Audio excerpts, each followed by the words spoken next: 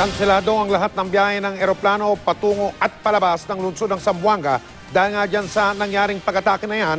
Alamin natin ang kalagayan ng mga apektadong pasahero sa Terminal 3 ng Ninoy Aquino International Airport. Nakatutok doon live si Ian Cruz. Ian?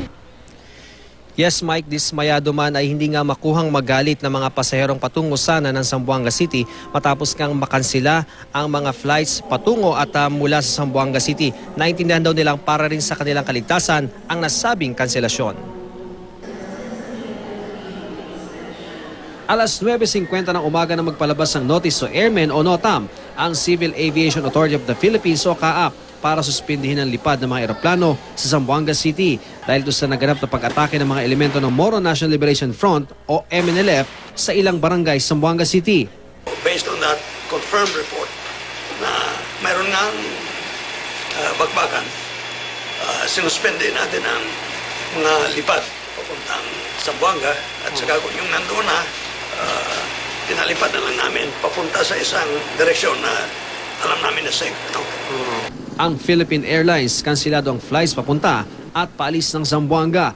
Kinansila rin ng PAL Express ang flights na Manila-Zamboanga-Manila ngayong gabi, pati na ang mga flights mula Zamboanga patungong Jolo, Davao at Cebu. Ang Cebu Pacific kinansila rin ang biyahe nila mula Tawi-Tawi to Zamboanga kaninang umaga, pati na rin ang lahat ng biyahe patungo at paalis ng Zamboanga. Sa kabuuan, aabot sa 10 flights ang nakansila dahil sa nagaganap na krisis sa Zamboanga, kabilang ang aming flight sa mga nakansila. Ilang mga mamamahayag na magko-cover din sana ng tensyon sa Zamboanga ang hindi nakaalis. Walang magawa. No choice tayo eh. Kaysa naman magpwersa tayo ng pupunta sa ibang lugar na hindi naman sigurado. Masama man ang loob, wala nang nagawa ang mga pasahero kundi tanggapin na lang ang abiso. Hintay na lang daw sila kung makakalipad bukas sa madaling araw. Okay lang, basta nandito lang kami.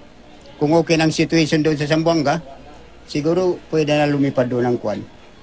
Ang flight namin. Ang balikbayan mula San Francisco na si Oscar Montorio kaninang madaling araw pa sa NAIA para sa bago magtanghaling flight pa Zamboanga. Kahit kanselado ang flight, di raw siya aalis ng airport. I'm gonna stay here until 5 o'clock tomorrow morning. Wala nang alisan dito. So we're gonna stay.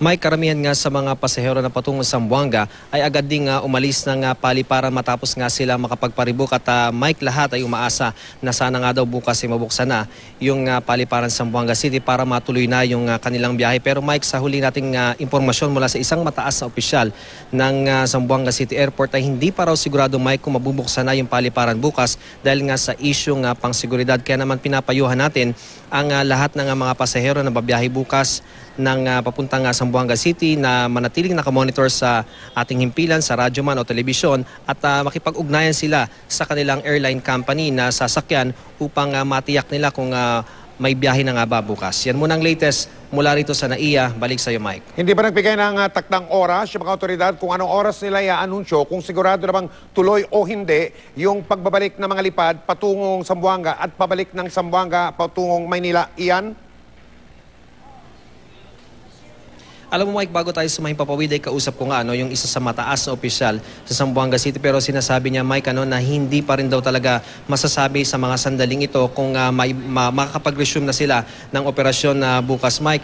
Pero yung Mike, may mga ibang airlines na yung kanilang cancellation o yung sinasabi nga na nakahold lamang yung kanilang flights ay itinakda lamang mula kaninang umaga na bago mag alas 10 hanggang alas 9 ngayong gabi. So mamaya, Mike, hanggang bandang alas 9 ay mag-aantabay tayo kung malilift na ba yan o kung magpapatuloy pa rin na sarado yung airport sa Zamboanga hanggang bukas, Mike. Maraming salamat, Ian Cruz.